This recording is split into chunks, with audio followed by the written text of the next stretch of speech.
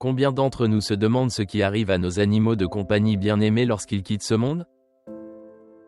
Leur amour inconditionnel, leur présence rassurante, nous accompagneront-ils aussi dans l'au-delà? C'est une question qui touche profondément le cœur de beaucoup d'entre nous. Si vous aussi vous êtes déjà demandé si vous reverrez vos amis à quatre pattes au paradis, restez avec nous jusqu'à la fin de la vidéo. Nous parlerons de foi, d'espérance et de ce que les Écritures nous révèlent sur ce sujet délicat et mystérieux. Avant de plonger dans cette réflexion passionnante, assurez-vous de vous abonner à la chaîne et d'activer les notifications pour ne manquer aucune de nos vidéos. Nous ne pouvons pas nous fier uniquement à nos sentiments ou à l'espoir de les revoir. Il est essentiel de voir ce que la Bible nous enseigne. Explorons donc ensemble ce que disent les Écritures à ce sujet. Dans le livre d'Isaïe, chapitre 11, il y a une description de ce qui se passera à la fin des temps, lorsque Jésus reviendra. Il parle d'un royaume de justice et de paix, où le Seigneur jugera équitablement les pauvres et prendra des décisions justes pour les doux de la terre. Il dit aussi qu'il frappera les méchants du souffle de sa bouche. Ce passage souligne à quel point Dieu est un juge juste et fidèle, une vérité à laquelle nous pouvons profondément faire confiance. La vision d'Isaïe se poursuit avec des images extraordinaires, un loup vivant avec un agneau, un léopard se reposant à côté d'une chèvre, et un veau, un lion et un animal gras se tenant ensemble, menés par un enfant. Ces scènes décrivent un avenir où une paix parfaite régnera entre toutes les créatures. C'est une image puissante et significative, qui nous fait réfléchir sur la promesse d'une nouvelle terre et d'un nouveau ciel où même les animaux auront leur place. Imaginez un monde où les prédateurs, comme les lions, ne chassent plus, mais vivent en harmonie avec leur proie, se nourrissant de plantes. Cette vision est complétée par l'idée qu'il n'y aura plus de mal ni de destruction, car la terre sera remplie de la connaissance du Seigneur. Il est fascinant de penser qu'un jour nous pourrons marcher parmi les lions sans crainte, car la nature elle-même sera transformée. Qu'est-ce que cela signifie pour nos animaux de compagnie bien-aimés? Les Écritures n'offrent pas de réponse directe, mais elles nous donnent de l'espoir. Isaïe nous montre un monde renouvelé, où la création retrouve sa perfection originelle. Si Dieu promet une nouvelle création où les animaux vivront en paix, il est raisonnable d'espérer que nos amis à quatre pattes pourront également faire partie de ce nouvel ordre.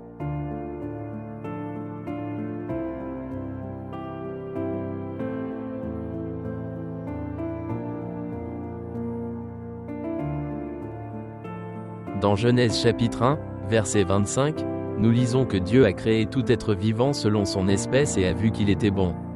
Avant que le péché ne corrompt le monde, il existait une parfaite harmonie entre toutes les créatures. Il est possible que dans la nouvelle création, Dieu veuille ramener cette harmonie, y compris également nos animaux bien-aimés.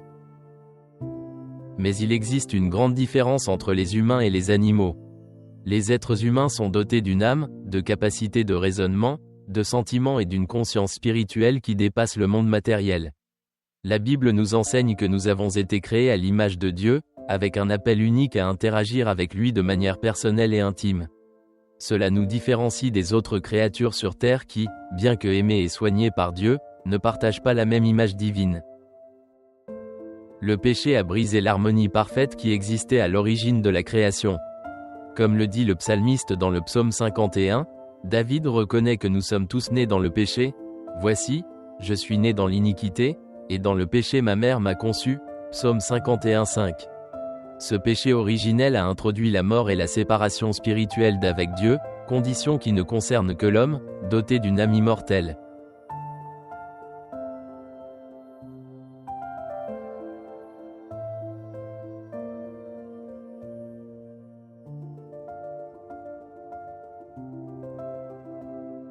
Les animaux, bien qu'ils fassent partie de la création de Dieu, n'ont pas une âme immortelle comme celle des êtres humains.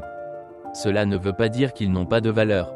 En effet, la Bible parle du soin et de la providence de Dieu pour toutes ses créatures. Cependant, la distinction entre les humains et les animaux est claire, nous sommes appelés à une relation éternelle avec Dieu, rendue possible uniquement par la rédemption en Christ. À ce stade, je veux vous demander, avez-vous déjà réfléchi à ce sujet? Que pensez-vous de la possibilité de revoir nos animaux dans l'au-delà? Écrivez votre avis dans les commentaires et continuez à nous suivre, car il y a encore tant de choses à explorer ensemble. Notre espérance en Christ nous assure qu'un jour, lorsque nous serons enfin avec lui, tout deviendra clair. Comme le dit l'apôtre Paul dans 1 Corinthiens, chapitre 13, verset 12, « Maintenant, nous voyons comme dans un miroir, dans l'obscurité. Mais alors nous verrons face à face. Maintenant, je connais en partie, mais alors je connaîtrai pleinement, comme je suis pleinement connu. » Cela nous rappelle que, même si nous vivons dans un monde plein de mystères et de questions sans réponse, nous pouvons être sûrs que Dieu nous révélera tout à son moment idéal. Ce dont nous sommes sûrs, c'est que Dieu est juste et aimant, et que son plan pour l'humanité et la création est parfait. Dans le livre du Deutéronome, chapitre 32, verset 4, il est dit « Il est le rocher, ses œuvres sont parfaites, car toutes ses voies sont justes. C'est un Dieu fidèle et sans iniquité, il est juste et droit. » Nous pouvons être sûrs que tout ce qu'il décidera concernant nos amis les animaux sera juste et bon. La Bible nous rappelle également qu'il existe une distinction spirituelle entre les humains et les animaux. Les êtres humains ont été créés à l'image de Dieu, comme nous le lisons dans la Genèse, chapitre 1, verset 27. Dieu créa l'homme à son image. À l'image de Dieu il le créa. Il les créa mâles et femelles. Les animaux, bien qu'étant des créatures de Dieu, ne partagent pas cette même image spirituelle et n'ont pas la même nature spirituelle que les êtres humains. Cela ne veut pas dire que les animaux n'ont pas un rôle particulier dans la création de Dieu. La Bible nous montre comment Dieu prend soin de toutes ces créatures et comment les animaux font partie intégrante de la vie humaine et de l'histoire. Pensons à l'arche de Noé, où Dieu a ordonné de sauver quelques animaux de chaque espèce, leur garantissant ainsi la continuité sur la nouvelle terre après le déluge. Cela démontre l'importance et la valeur que Dieu accorde à toute forme de vie. Si ce sujet vous touche, laissez un like et partagez la vidéo avec quelqu'un qui pourrait trouver du réconfort dans ces mots. N'oubliez pas de vous abonner à la chaîne pour plus de vidéos qui explorent les profondeurs de notre foi. Même si le mystère demeure, nous pouvons être rassurés par le fait que Dieu a créé le monde avec beaucoup de soin et d'amour, et que cela inclut toutes les créatures vivantes. Avant que le péché n'entre dans le monde, tout était parfait. Les animaux vivaient en harmonie et la création était sans défaut. Il est possible que, dans la nouvelle création, Dieu veuille ramener cette harmonie parfaite, y compris également nos animaux bien-aimés. Cependant, la Bible ne fournit pas de réponse explicite sur le sort de nos animaux de compagnie dans l'au-delà. Certains croient que les animaux ne peuvent pas entrer au paradis parce qu'ils n'ont pas d'âme immortelle, tandis que d'autres espèrent que leur amour pur et inconditionnel pourra leur garantir une place aux côtés de Dieu. La vérité est que nous ne pouvons pas savoir avec certitude quel sera le sort de nos animaux de compagnie.